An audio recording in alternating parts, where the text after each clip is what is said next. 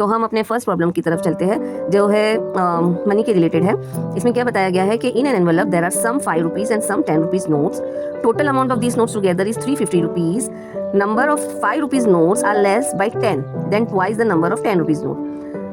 Then find the number of 5 rupees and 10 rupees notes. ठीक है, अब इसका हम सॉल्यूशन करेंगे। मैंने बताई थी पहले ही कि इसमें एज्यूम करना है, सब सम्स में, सब वर्ड प्रॉब्लम्स में हमें एज्यूम करना है कि that let the number of 5 rupees note be x and the 10 rupees note be y। अब उन लोग का टोटल अमाउंट कितना है हमें फर्स्ट कंडीशन के हिसाब से मालूम पड़ा है कि 350 है, यानी कि x plus y will be 350। लेकिन 5 रुपया और 10 रुपया है तो यानी 5x plus 10y is equals to 350 लगाइए, मल्टीप्लाई करेंगे, क्योंकि 5 रुपीज नोट जो है वो हमने एज्यूम किया है x और 10 रुपीज नोट को हमने एज्यूम किया है y।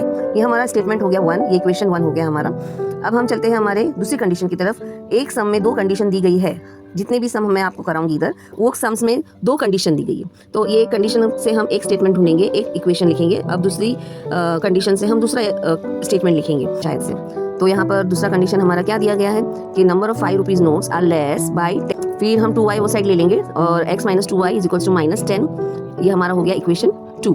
अब इसके बाद जो है हमें साइमल्टेनियसली दोनों भी इक्वेशन लिखना है। तो फर्स्ट इक्वेशन है हमारा 5x plus 10y is equals to 350, ये हमारा फर्स्ट इक्वेशन है। और सेकंड इक्वेशन है हमारा x minus 2y is equals to minus 10। अब यहाँ पर हम एलिमिनेटिंग मेथड यूज़ करेंगे। देखा जाए तो एलिमिनेटिंग मेथड बहुत ही ईजी है, आसान है। मैंने आपको पहले ही बताई थी कि एलिमिनेटिंग मेथड से ही हम सारे सम्स करेंगे। एलिमिनेशन मेथड में हमें एक वेरिएबल जो है, एक टर्म जो है वो हमें इक्वल करना होता है। अब हम सेकंड टर्म का जो x वाला वेरिएबल है उसको 5 से इक्वल करेंगे, तो पूरा ही इक्वेशन हमें 5 से मल्टीप्लाई करना पड़ेगा और वो हमारा हो जाएगा थर्ड इक्वेशन। अब हम करेंगे थर्ड इक्वेशन को फर्स्ट वाले इक्वेशन में से माइनस करेंगे। जब हम माइनस करेंगे तो जाहिर है जब हम माइनस करते हैं बच्चे लोग तो जो साइन होती है वो चेंज हो जाता है। 5x और 5x कैंसिल हो गया क्योंकि डिफरेंट साइन है, तो 0 आंसर आता है हमारा।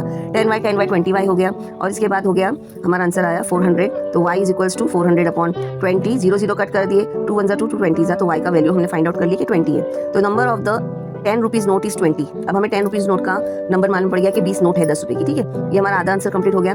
अब हम put y is equals to 2 in equation 1।